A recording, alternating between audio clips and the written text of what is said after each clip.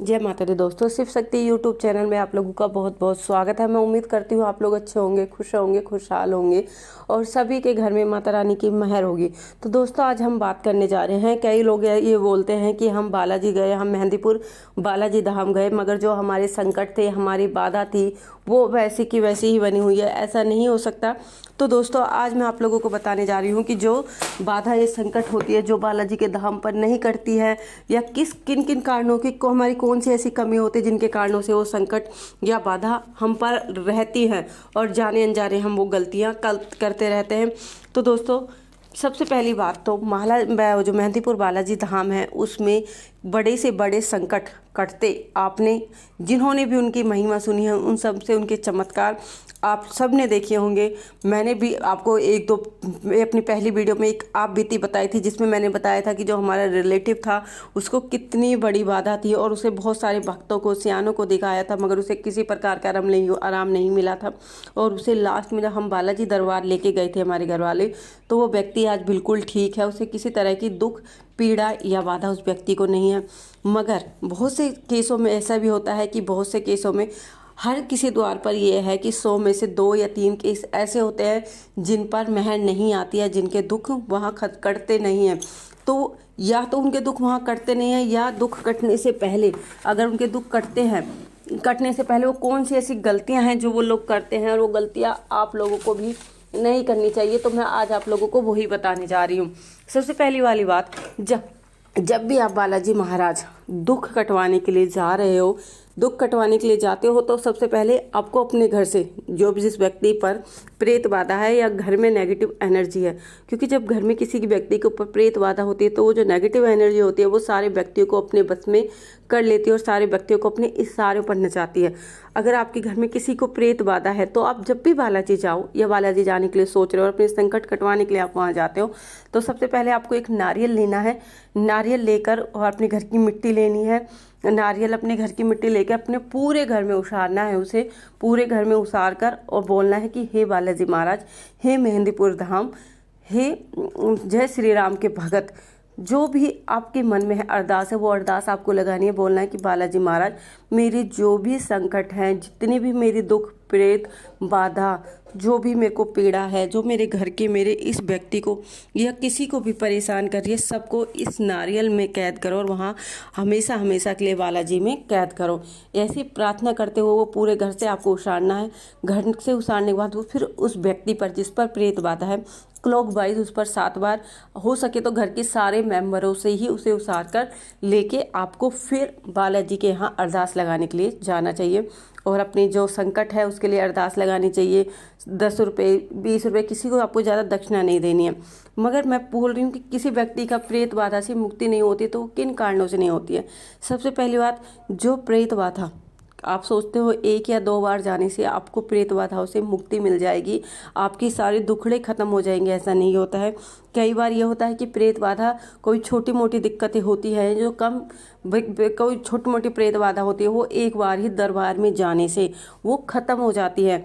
एक बार बालाजी के दरबार गए तो बालाजी को वहीं कैद हो जाती। मगर जब कई बार व्यक्ति के शरीर पर कोई नेगेटिव चीज़ें अपना पूरा कब्जा कर लेती है, व्यक्ति को अंदर तक उसको अपना तन समझ लेती है कि ये व्यक्ति सिर्फ मेरा है और इसकी आत्मा पर मेरा ही हक है, तो ऐसी व्यक्तियों से जो प्रेत बाधा होती है वो निकलने में बहुत ज़्यादा टाइम लेती है। तो उस टाइम लेती है और उसके साथ साथ आपको भी अपनी पूजा भक्ति के मार्ग पर थोड़ा सा टाइम मांगती है। सबसे पहली बार जब ऐसे व्यक्ति को प्रेत बाधा होती है, उसके लिए आपको कम से कम उस व्यक्ति को लिए 3 बार, 5 बार, या 3 से काम नहीं चलेगा, 5, 7 या 11 चौकी, जिसे चौकी टाइप बोलते हैं, बालाजी के द्वार पर आपको जाना है और अरदास लगाने की, हे बालाजी महाराज मेरे संकट काटो।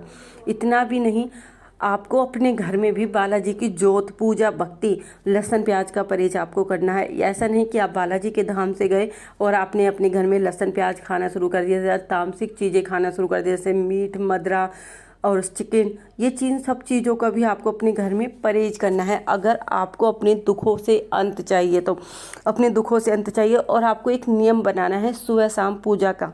सुबह शाम पूजा का, जिस व्यक्ति पर प्रेत बाधा है, जिस व्यक्ति का शरीर प्रेत बाधा से दुखी है, आप कोशिश करें वो व्यक्ति आपके साथ पूजा में बैठे।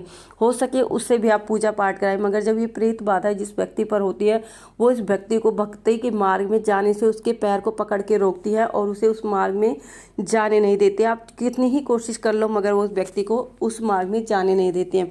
मगर अगर वो व्यक्ति आपके साथ बैठता है तो बहुत अच्छा है। अगर वो व्यक्ति आपके साथ नहीं बैठ रहा तो आपको सुबह शाम रोज़ हनुमान जी की जोत जलानी है।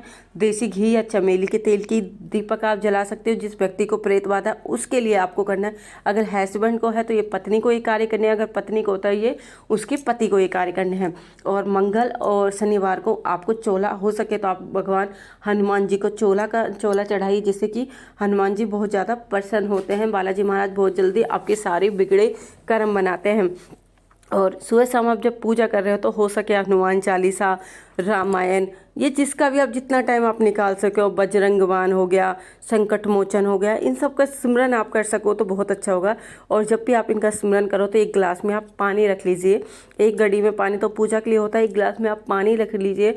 और जैसे आपने हनुमान चालीसा पढ़ी, हनुमान चालीसा पढ़ने के बाद उस पानी के गिलास में फूंक मारिए। और अगर वो व्यक्ति पास बैठा है तो उसके पास भी फूंक मार सकते हैं। ऐसे क्या होगा, वो पानी मंत्रित हो जाता है, विमंत्रित हो जाता है। और अगर आप उस पानी का ऐसे ही आप डेली रूटीन बनाते हो 11 दिन, 21 दिन, 31 दिन, और डेली उस पानी को जैसे आपने अभिमंत्रित करने के बाद जो रोगी व्यक्ति है उसको वो पानी आप डेली पिलाते हो, तो इस तरह से जो प्रेत बाधा है उस व्यक्ति के शरीर से कमज़ोर होने लगती है। और व्यक्ति के अंतर फर्क आप अपनी आंखों देख सकते हो, क्योंकि ये घटनाएं आप बीती हैं। मैंने आप लोगों को पहले भी बताया कि मैंने बिल्कुल आप बीती घटना आपको अपनी पहली वीडियो में बताया है, जिसमें किस तरह से हमारे जो रिलेटिव रिश्तेदार थे उनको ये प्रॉब्लम थी, बाधा थी, और उन्होंने इस तरह के नियम बनाए और उनके सारे संकट का अंत हुआ। तो मैं उम्मीद करती हूँ कि आप लोग भी ये सब करेंगे और वो पानी आपको अभिमंत्रित करके आपको उस व्यक्ति को देना है।